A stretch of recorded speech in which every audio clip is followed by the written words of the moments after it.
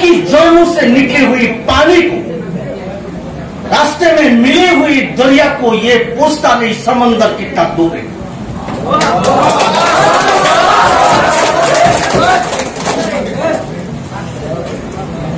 এজন্যই ছাত্র সমাজে এত অত্যন্ত ভূমিকা। আমি অত্যন্ত আজকে এই হাইলাকান্দির জমিনে পা দিয়ে আমি বলতে পারছি, আমি এক ধরনের ফয়সালা বলেও দিতে পারি যে আগামী 2021 সালে এই হাইলাকান্দি জেলা তিনটা বিধানসভায় আবারও এলডিএফ দল জিতে বিধানসভা। এটা এই জন্যই বলছি যে গোটা আসামে হাইলাকান্দি জেলার মতো একটা জেলা এলডিএফ এর দুর্গ ছিল, আছে এবং আগামী দিন থাকবে।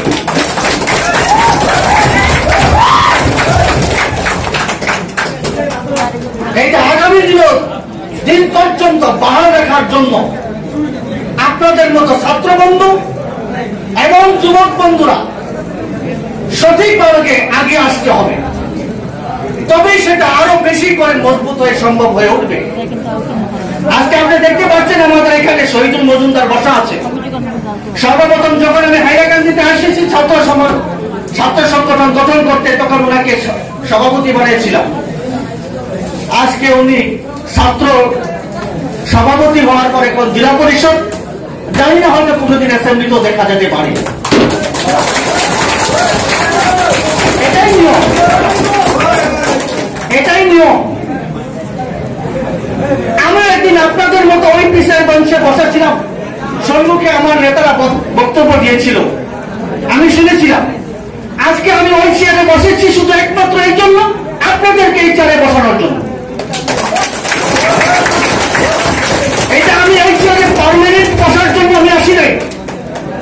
আমি এসেছি, আমি এই চেয়ারে বসেছি, আপনারা আমাকে সম্বর্ধনা দিয়েছেন, সেই সম্বর্ধনাটাকে আপনাকে দেওয়ার জন্য আমি এসেছি আপনাদের এখানে। শুধু আপনাদের সাথে দেখা করবো, গল্প গুজব করবো, হোটেলে বসে আড্ডা দিব, চা খাবো, ভাত খাবো, আর আমি গুয়াহাটিতে চলে যাবো, নগর বাসায় গিয়ে বসে থাকবো, এটাই আমার শুধু লক্ষ্য। একটা বৃহৎ উদ্দেশ্য, একটা বৃহৎ উদ্দেশ্য হাতে নিয়ে আপনাদের হাইলাকান্দির জমিনে আমি এসেছি। আমি যে প্রত্যেকদিন হাইলাকান্দিতে আসবো তা আমার জন্য সম্ভব নয়। আজকে হাইলাকান্দি, গতকাল আমি করিমগঞ্জে ছিলাম, আগামীকাল এবং শিলচর থাকবো, তারপরের দিন আবার গোয়ালপাড়াতে আমার একটি প্রোগ্রাম আছে। ঠিক এমন ভাবে আপনিও যাবেন গোয়ালপাড়া, আপনি যাবেন কুকরাঝাড়, বড়োল্যান্ডে যেতে হবে। সেখানে আপনাদের মতো আমাদের মতো ভাই আছে, ছাত্র বন্ধু আছে, তাদের দুঃখ দুর্দশা বুঝতে হবে, জানতে হবে। একটি কথা অত্যন্ত সত্য যে আমরা যখন প্রচন্ড গরম থেকে কিছু সুস্থ হওয়ার জন্য, শান্তি পাওয়ার জন্য একটা বিশাল বৃক্ষর নিচে যখন বসি, যে বিশাল বৃক্ষর নিচে আমরা ছায়া পাবো, বসে যদি আমরা ও কথাটাই ভাবি যে এটা তো একটা বিশাল প্রকাণ্ড গাছ, এই গাছে তো ছায়া দিবে, কিন্তু যখন ছায়াটা পাবো, ছায়াটা পাওয়ার সময় যদি ও কথাটা ভাবি যে এই বিশাল বৃক্ষটা হওয়া, যে বড় হয়েছে, এত বড় একটা বিশাল বৃক্ষ হয়েছে, এটা প্রথমে ছোট্ট একটা গুটি ছিল, এই কথাটা মেহসুস করতে হবে, এহসাস করতে হবে। আজকে সর্বানন্দ সোনোয়াল মুখ্যমন্ত্রী হয়েছে, প্রফুল্ল মহন্ত মুখ্যমন্ত্রী ছিল, ওরাও একদিন আমার মতো আপনাদের মতো ওই ছাত্র অবস্থায় ছিল, ছোট্ট ছিল। তবে আমি জানি হাইলাকান্দির জমিনে অত্যন্ত শিক্ষাবিদ, রাজনীতিবিদ রয়েছেন। বিশেষ করে আজকের এই ডাইসে বসা অত্যন্ত গুরুত্বপূর্ণ, সম্মানিত আমাদের আজকের সভার সভাপতি সাহেব, উচ্চ শিক্ষিত, অত্যন্ত সম্মানিত ব্যক্তি, এবং জেলা কমিটির নেতৃত্বে যারা বিভিন্ন পদে পদাধিকারী আছেন, বিশেষ করে যুব মোর্চার সভাপতি আমার দুলাল মজুমদার ভাই সাহেব, অত্যন্ত রাজনীতিবিদ, কিভাবে আপনাকে আমাকে এর সঙ্গে করে ঐক্যবদ্ধ হয়ে খুঁজের সঙ্গে খুঁজ মিলিয়ে কিভাবে আগে বেড়ে যেতে হয় তার অত্যন্ত নলেজ দুলাল মজুমদার সাহেবের ভিতরে আছে। আমি আশা করব দুলাল মজুমদার ভাই, জেলা সভাপতি সাহেব এবং একসঙ্গে ছাত্র, উনি একসময় সারা আসাম মাদ্রাসা ছাত্র সন্থার সভাপতি ছিলেন, সালেহ আহমেদ মজুমদার ভাই। উনি যখন সভাপতি ছিলেন তখন আমি নগাঁও জেলা ছাত্র সন্থা মাদ্রাসা ছাত্র সন্থার সভাপতি ছিলাম, সাধারণ সম্পাদক ছিলাম। একদিন আমিও সারা আসাম মাদ্রাসা ছাত্র সন্থার সাধারণ সম্পাদক হয়েছি। আজকে আপনাদের খেদমতের জন্য এখানে এসেছি ইউডিএসএ। সালেহ আহমেদ মজুমদার ভাই আজকে জেলা পরিষদ, হয়তো আরেকদিন দেখবো দিসপুরের কোয়ার্টারে, কিছু বড় কথা না। সবার কাছে আমি অনুরোধ, দায়িত্বে বসে থাকে আমার সবার অভিভাবক, সবাইকে অনুরোধ, আপনাদের কাছে একটাই অনুরোধ যে আপনাদের সামনে যারা বসে আছে যুব সমাজ, এই যুব সমাজ যদি আপনাদের পিছনে না থাকে, আপনারা যতই আগে যান রাস্তা খুঁজে পাবেন না। এটা সত্যি কথা। আপনাদের পিছনে যখন ওই ছাত্র সমাজ থাকবে, যুব সমাজ থাকবে, তখনই আপনারা আগিয়ে যেতে পারবেন। তাই আমি আপনাদেরকে অনুরোধ করব, আমার ছাত্র বন্ধুদেরকে, যুব বন্ধুদেরকে আপনারা প্রেরণা দেন, উৎসাহিত করেন। শুধু আমরা অন্য কিছু চাই না, আমরা ছাত্ররা অন্য কিছু চাই না, আমরা চাই শুধু আপনাদের প্রেরণা, আপনাদের উৎসাহ। আপনারা যত বেশি আমাদেরকে উৎসাহিত করবেন, যত বেশি প্রেরণা দিবেন, অতই বেশি আমরা এগিয়ে যেতে পারবো। আর যতই আমরা এগিয়ে যাব, অতই মৌলানা আব্দুল সাহেবের যে স্বপ্ন, এই স্বপ্ন বাস্তবে পরিণত হবে। এই স্বপ্নকে বাস্তবে পরিণত করতে হলে মৌলানা আব্দুল সাহেবের কথা অনেকেই বলে গিয়েছে, ওনার কথা আমি আর কি বলবো। ওনার কথা যদি বলতে হয়, সমস্ত দিন বললেও আরো অনেক সময়ের প্রয়োজন হবে। শুধু একটা কথাই বলছি যে ওনার একটা স্বপ্ন নিয়ে সমস্ত কিছু ছেড়ে আপনারা আমাদের কাছে এসেছে, সেটাই হলো কিভাবে এই দেশে শঙ্কর আজানের আসামে সব জাতি, ধর্ম, বর্ণ নির্বিশেষে মিলে এক বিশাল সর্ববৃহৎ গণতন্ত্র রাষ্ট্র, সর্বধর্মের মানুষ মিলে নিজের প্রাপ্য নিজে আদায় করে কিভাবে চলতে পারবো, সে আশা নিয়েই উনি এসেছে। তাই ওনার এই স্বপ্ন বাস্তব পরিণত করার জন্য আমরা বাধ্য। তবে আমি আশা করব যে বরাক উপত্যকায় সবচেয়ে থেকে শক্তিশালী কমিটি হাইলাকান্দি জেলাতে গঠন হোক।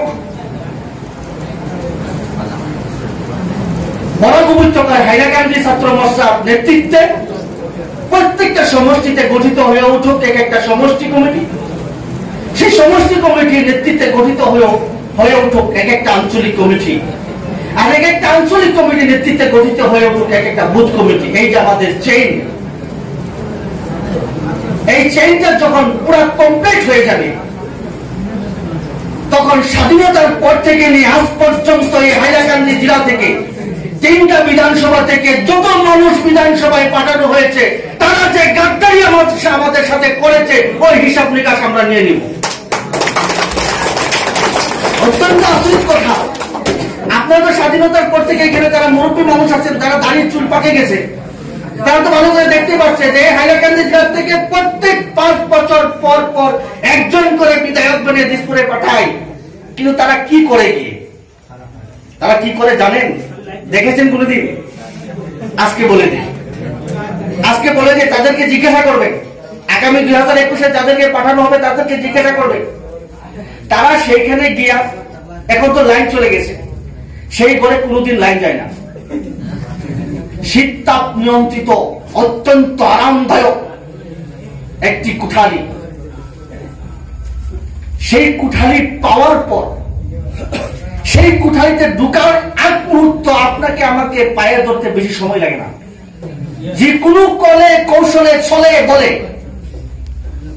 আপনার কাছ থেকে ওই টিপাটা নিয়ে যখন এই ঘরে ঢুকে যায়, সমস্ত হাইলাকান্দির মানুষের অন্তরের দুঃখ বেদনা ভুলে যায়, আর মনে থাকে না তাদের।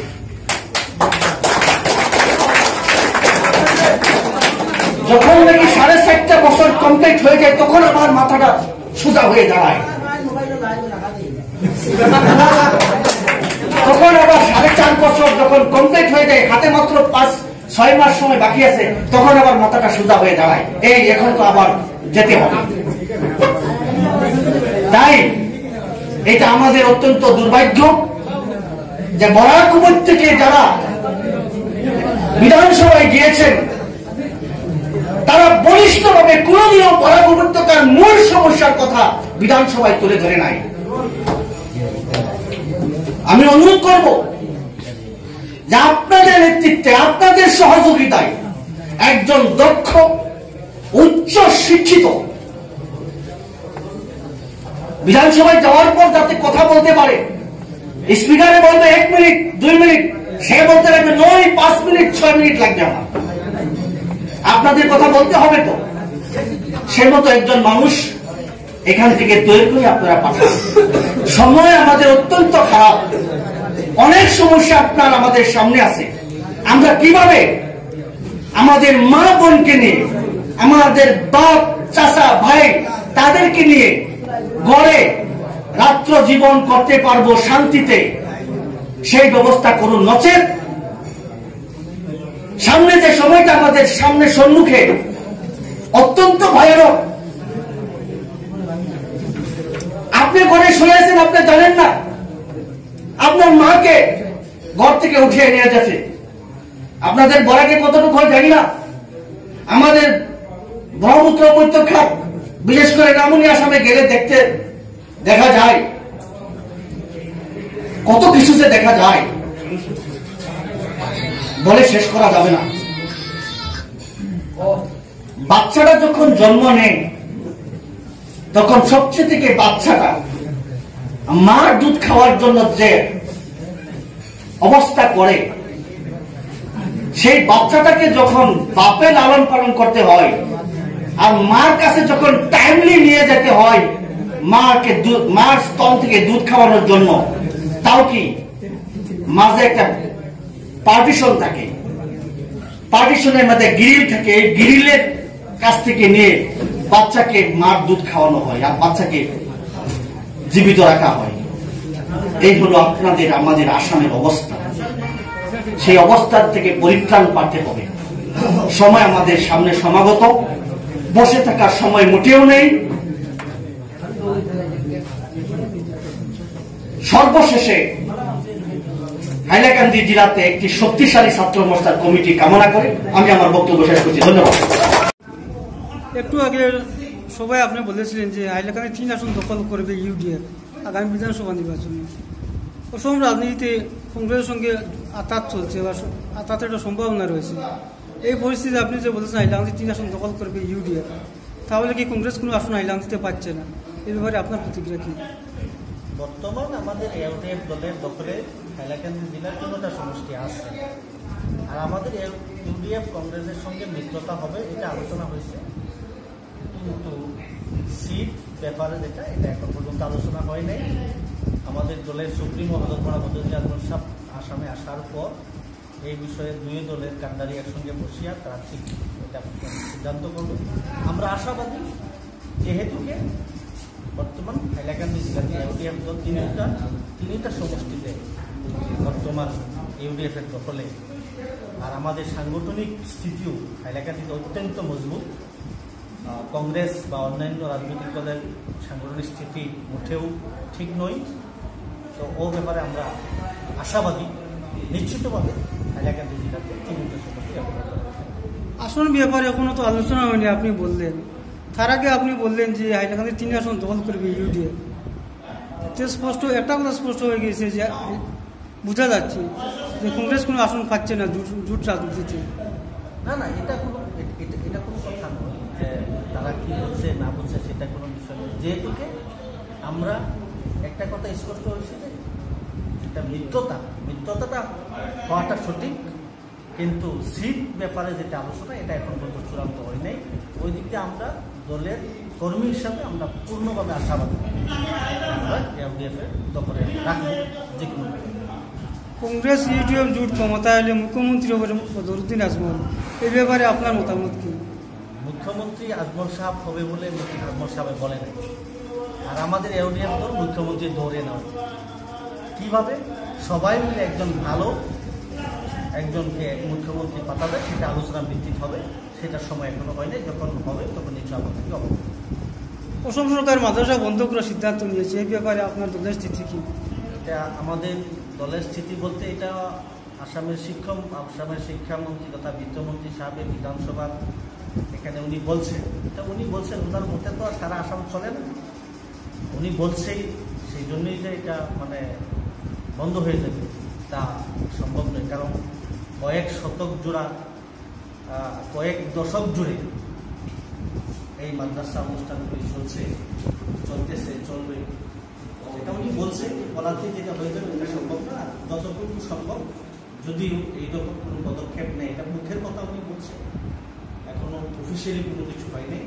যদি এরকম কিছু হয় নিশ্চয়ই আমরা আইনিভাবে আমরা পদক্ষেপ নেবো যাতে অনুষ্ঠানগুলি আমরা বাঁচাতে পারি। সামান্য আগে আপনি ইউটিউবের সভায় বলেছিলেন বিগত দিনে হাইলাকান্দি থেকে যেসব বিধায়ক নির্বাচিত হয়েছিলেন তারা বিধানসভায় হাইলাকান্দির জন্য কোনো কথা বললেননি, তাহলে কি ইউটিউব বিধায়করা কোনো কথা বললেননি হাইলাকান্দি? আমি তো বলেছি যে স্বাধীনতার পর থেকে যে অবস্থা চলছে, ইউডিএফ আসার পর সেই ইউডিএফের দল থেকে যারা বিধায়ক হয়ে নির্বাচিত হয়ে বিধানসভায় যাওয়ার পর সমস্ত কথা ইউডিএফের বিধায়করাই তুলে ধরে, আর আগামীতেও তুলে ধরবে।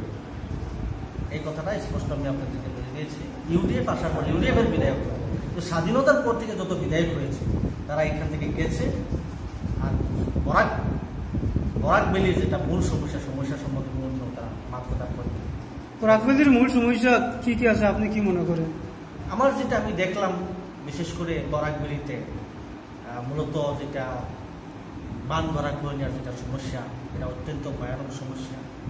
তারপরে শিক্ষা দীক্ষার দিকেও যথেষ্ট সমস্যা আছে। আমাদের ছাত্রছাত্রীরা উচ্চশিক্ষার শিক্ষার জন্য যতটুকু হাইলাকান্দিতে প্রয়োজন ততটুকু এখন পর্যন্ত হয়ে ওঠে নাই স্বাধীনতার পর, এখনও বহুত বাকি আছে। তার মধ্যে বিশেষ করে যেটা হাইলাকান্দি বা বরাকের যেটা নদীর যেটা সমস্যা, বরাক নদী যেটা মানে খননের কথা যেটা বলেছিল এখন পর্যন্ত কোনো কিছু করে নাই।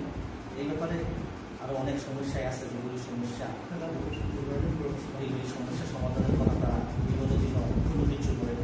আমরা আশাবাদী আগামী 2021 নির্বাচনে এলডিএফ এবং কংগ্রেসের মিত্রজোট সরকার হবে, এটা নিশ্চিত। আমরা সরকার গঠনের পর বরাক যতগুলি সমস্যা আমি বলা যেগুলি সমস্যা এবং পরিবারও যেগুলি সমস্যা সমাধান করা। বিজেপি সরকার প্রতিশ্রুতি দিয়েছিল সবকা সাথ সবকা বিকাশ, এটা তো তাদের বা দুর্নীতির বিরুদ্ধে জিরো টলারেন্স নীতি, এইটা তো তাদের মুখের কথা। মুখে তো তারা বহুত কিছুই বলেছে, আপনারা তো জানেন। তারা বলার কিছু কমই করে না, কিন্তু করার এখন পর্যন্ত কিছু করে না। বরাকে আপনারা জানেন এই কি পাতে ছিল আপনার আমাদের ব্রহ্মপুত্র নদীতে, সেটা আরও কি কার্যসূচি নিয়ে কত কোটি কোটি টাকা খরচ করছে। বেকার যে জায়গার পয়সা খরচা করতে লাগে না সেই সব জায়গায় তারা খুব পয়সা খরচ করে, কিন্তু যেগুলি টাকা খরচা করলে কাজে আসবে, জনসাধারণের কাজ হবে, সেগুলির কাজ তারা করে। এটাই হলো বিজেপি।